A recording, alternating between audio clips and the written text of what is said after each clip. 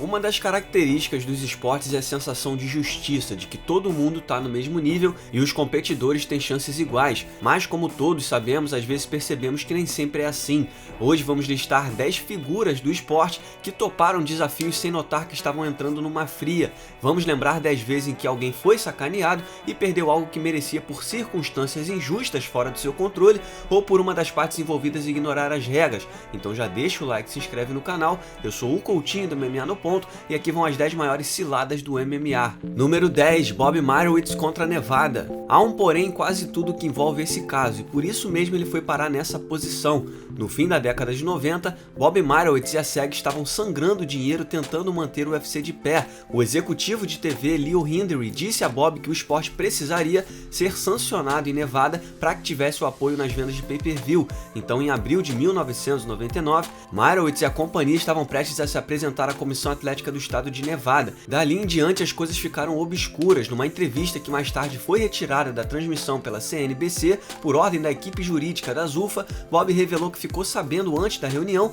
que a comissão votaria a favor do MMA, mas à meia-noite Meyrowitz recebeu um telefonema orientando a cancelar a reunião do dia seguinte, porque um dos comissários seria contra, Lorenzo Fertitta, futuro proprietário do UFC. A Zuffa soltou um comunicado contradizendo essa versão e disse que a edição feita pela CNBC fez com que parecesse que Fertitta tinha de alguma forma atrapalhado a votação, e assim no dia seguinte ele comprou o UFC sabendo que a comissão de Nevada sancionaria o MMA e foi assim que todo mundo ficou rico. Mas nenhuma votação estava programada, era só uma reunião exploratória. Na verdade, Fertitta e outros comissários começaram a frequentar regularmente eventos do UFC e a criar relacionamentos com o pessoal do Ultimate depois disso, na tentativa de aprender mais sobre o esporte. Houveram boatos de que a SEG pediria uma votação no verão, mas o pedido simplesmente nunca aconteceu. A imprensa na época alegou que não havia apoio suficiente para o MMA em Nevada e haviam vários membros que não estavam 100% convencidos da ideia e nunca houve qualquer indício de que um deles fosse Lorenzo. Fertitta acabou se desligando da comissão para assumir a posição de presidente do State Casinos em agosto de 2000. Meses depois, em janeiro, Meyrowitz de fato vendeu o UFC para Lorenzo e seu irmão Frank, mas vale citar que a Zuffa trabalhou ativamente na campanha pela sanção do MMA por 7 meses, tendo apoio até de John McCarthy para convencer a comissão antes que o MMA fosse liberado em Nevada. Sim, a relação dos Fertitta com a comissão certamente os ajudou quando chegou a hora de votar, um ano depois que ele trocou de lado, e algo misterioso obrigou Meyrowitz a cancelar a reunião, acreditando que ele não tinha apoio suficiente. Algo evitou que ele insistisse na ideia em 99 e 2000, antes que fosse tarde demais. E por mais que pareça uma bela história sombria, a ideia de que Lorenzo arquitetou tudo isso em abril de 99 não se encaixa. Dito isso, seja lá por qual motivo Bob desacreditou da aprovação da comissão de Nevada, isso fez perder tempo precioso que poderia muito bem ter salvado seus negócios junto à organização. Número 9, Mike Goldberg pelo UFC. Hoje em dia, lealdade não significa nada. De 97 a 2016, Mike Goldberg era a voz do UFC, desde antes de muita gente conhecer o esporte. Ele fazia parte da instituição.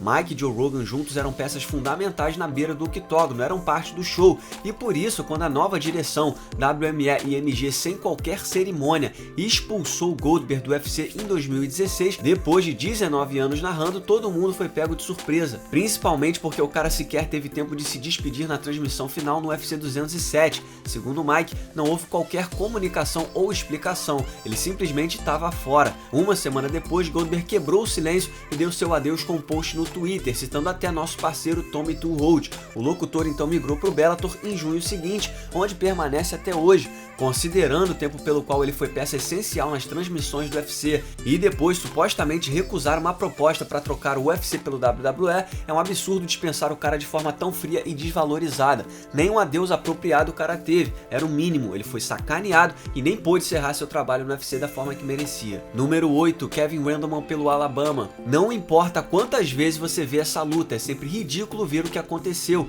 Voltamos ao fim da década de 90, era o UFC 20. Kevin Randleman e Bas Rutten se enfrentaram pelo título vago dos pesados em Birmingham, Alabama. A luta era julgada como um todo, não tinha sistema de pontuação por round naquela época. Os juízes simplesmente decidiam quem eles achavam que venceu, mas apesar de amassar a cara de Bas desde o início e literalmente controlar as ações com posições dominantes por cima durante quase 95% dos 21 minutos de luta, os outros 5% do tempo gasto durante as 6 tentativas de queda bem sucedidas de Randleman convenceram 2 dos 3 juízes a darem a vitória para Rutten. Não importa em que era a luta aconteceu, não há como enxergar a derrota de Randleman nesse combate. É um dos resultados mais ridículos da história do MMA e Kevin foi esculhambado, se ferrou. Foi mais um produto daquele tempo e daquele estado que não fazia ideia do que representava uma vitória no MMA numa época que o esporte se desenvolvia. Mariusz ainda teve a cara de pau de dizer que tinha sido uma das melhores lutas que ele já tinha visto. Kevin entrou numa fria, ele acabou se tornando campeão na luta seguinte quando bateu Pete Williams no UFC 23, depois que Bass se aposentou e abandonou o título, mas aquela era para ser sua primeira defesa de cinturão e não sua segunda chance pelo título. Número 7, Ian McCall e a matemática. Esse cara tinha tudo para ser um astro do UFC, ele era talentoso, carismático, dava boas entrevistas, fazia barulho nas redes sociais, ele tinha tudo que era preciso, mas 8 anos depois de sua estreia, ele acabou ficando conhecido pelo azar que atormentou sua carreira. Tudo começou quando ferraram com ele logo na estreia no UFC contra Demetrius Johnson na semifinal do torneio peso mosca. Depois de uma luta apertada, DJ ficou com a vitória na decisão dividida, mas alguém pulou a segunda série e contou os cartões de pontuação de forma errada. Era para a luta ser declarada um empate e pelas regras especiais desse torneio era para ter acontecido um quarto round de desempate. Ao invés disso, rolou uma revanche com Johnson vencendo de forma unânime. É fácil dizer que ele teve uma segunda chance e estragou tudo, mas vencer um round contra um dos melhores de todos os tempos é uma missão bem diferente do que ter que vencê-lo por 3. O azar dele começou ali e só cresceu. Se ele tivesse vencido e se tornado campeão dos moscas, sabe Deus as portas que poderiam ter sido abertas a ele. Melhores treinos, companheiros de treinos, patrocinadores, DJ fechou com o Xbox por um tempo. Aquele round poderia ter mudado sua carreira, mas vamos morrer sem saber porque alguém faltou a aula de matemática. Número 6, Tom Lawler pela ousada. Nessa ousada cagou legal, por conta de um teste fora de competição feito em outubro de 2016, Tom Lawler pegou um gancho de 2 anos e 2 meses antes do término da suspensão, o UFC demitiu o cara. O crime? 17 picogramas de ostarina. A palavra picograma ficou famosa depois que Jeff Nowitzki e o UFC transferiram o céu e a terra de Nevada para Califórnia só para fazer a disputa de cinturão de John Jones acontecer no UFC 232. Rolou uma conversa fiada de que a quantidade da substância proibida no organismo de Jones era tão pequena que não melhorava sua performance, e olha que Jones tinha mais do que 17 picogramas. Mas e a palavra ostarina? Essa é a droga pela qual pelo menos 9 lutadores foram suspensos desde o doping de Lawler, que só recebeu suspensões de 6 meses após novas políticas e descobertas de teste que consideravam seu uso acidental devido ao traço em seu sistema. A ousada divulgou um comunicado meia-culpa, dizendo que Lawler recebeu a sanção padrão da época pela violação anunciada em 2017. Se esse caso acontecesse hoje, o lutador poderia ter pego uma suspensão mais branda e teria a chance de contestar um árbitro independente para determinar sua pena final. No fim das contas, desculpa nenhuma da ousada trouxe de volta 1 ano e meio de carreira que foi jogado no ralo. Número 5, Nate Diaz pelo UFC. Ninguém aqui tá dizendo que os irmãos Diaz são caras fáceis de se lidar, mas Nate foi ignorado e mal pago por muito tempo. Pra quem não tá ligado, Nate ganhava 20 antes da luta contra Conor, $20 mil só pra lutar e mais $20 mil se ele vencesse. A única razão pela qual ele foi capaz de negociar um valor maior naquela luta é porque o UFC tava desesperadamente precisando de alguém para enfrentar o astro que McGregor já era. Antes disso, apesar da luta contra Ben Henderson pelo título e apesar de ser destaque em 5 eventos televisionados na Fox, Dana White nunca se convenceu de que Nate era um potencial astro até o UFC 196. Nate Diaz is not a needle mover. I love Nate Diaz. Nate Diaz is actually one of my favorite kids. Hoje todo mundo sabe que Dana estava errado, mas o pesadelo que era o contrato de 8 lutas que Diaz tinha assinado antes da luta com Ben Henderson em 2012 não tinha nível nem de um atleta mediano, e por isso Nate ficou com a impressão de que poderia renegociar os termos do acordo depois da luta contra Bendo, algo que o UFC não fez. Ele tinha bolsas entre 15 e 20 mil dólares, e se você considerar a expressividade que ele tem hoje no MMA, é bizarro notar o quão pouco ele estava faturando naquela época. Claro, sua rixa com o UFC contribuiu para popularizar seu personagem indomável e rebelde, mas dadas as circunstâncias, pode ter certeza que Nate ia preferir o dinheiro. Número 4, Guy Mezger pelo Pride. Isso é provavelmente o mais perto que se pode chegar da famosa cilada do Pro Wrestling, e tudo aconteceu no Pride contra o então Pro Wrestler Kazushi Sakuraba. Era a rodada de abertura do Grand Prix de 2000 e uma das lutas mais importantes da história da MMA estava para acontecer nas quartas de final, desde que Royce e Sakuraba vencessem naquela noite. Royce enfrentar Nobuhiko Takada enquanto Kazushi estava de frente para Guy Mezger, que foi para o Japão chamado de última hora com uma lesão. A única razão pela qual ele aceitou lutar lesionado foi o acordo de que a luta duraria apenas 15 minutos, e nenhum segundo a mais. O combate não foi lá essas coisas, mas o fato é que Mezger foi nitidamente o vencedor daquela noite, e por isso foi uma surpresa quando os 4 juízes apontaram a luta como empate. Mais estranho ainda foi quando os oficiais do Pride anunciaram um round de desempate. Parceiro de treinos na Lions Den, Ken Shamrock perdeu a cabeça e ordenou que todo mundo do time deixasse o ringue. Sakuraba acabou anunciado vencedor da luta e em maio daquele ano,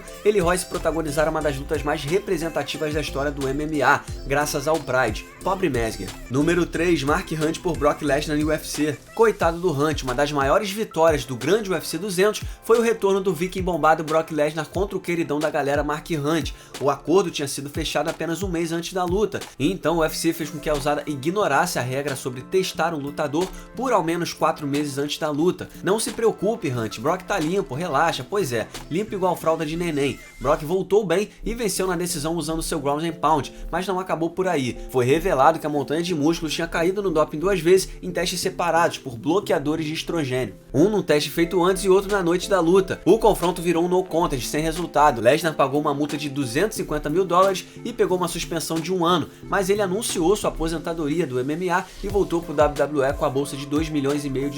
Tá de sacanagem, né? Hunt se sentiu usado pelo UFC, mesmo que ele já suspeitasse do doping do rival e tivesse noção de que isso podia acontecer. Esse cara gastou anos da carreira enfrentando e reclamando de lutadores dopados. Josh Barnett, Alistair Overeem, Ben Rothwell, Antônio Pezão, mas esse caso era diferente e Mark queria fazer justiça, exigindo que o UFC lhe transferisse toda a bolsa de Brock. Quando eles ignoraram a ideia de Hunt, o neozelandês levou todo mundo, Lesnar, Dana White e UFC, ao Tribunal Civil por extorsão, fraude e obstrução de competição leal. Ele foi pra cima dos caras, mas infelizmente para Mark, o juiz jogou o caso no lixo. A maioria das acusações foi descartada e uma decisão final concedeu a Hunt absolutamente nada. Pensa num cara que se deu mal. No fim de abril, Mark planejava entrar com um novo processo contra o UFC, mas ainda não se sabe o que pode ser. Número 2, Daniel Cormier por John Jones.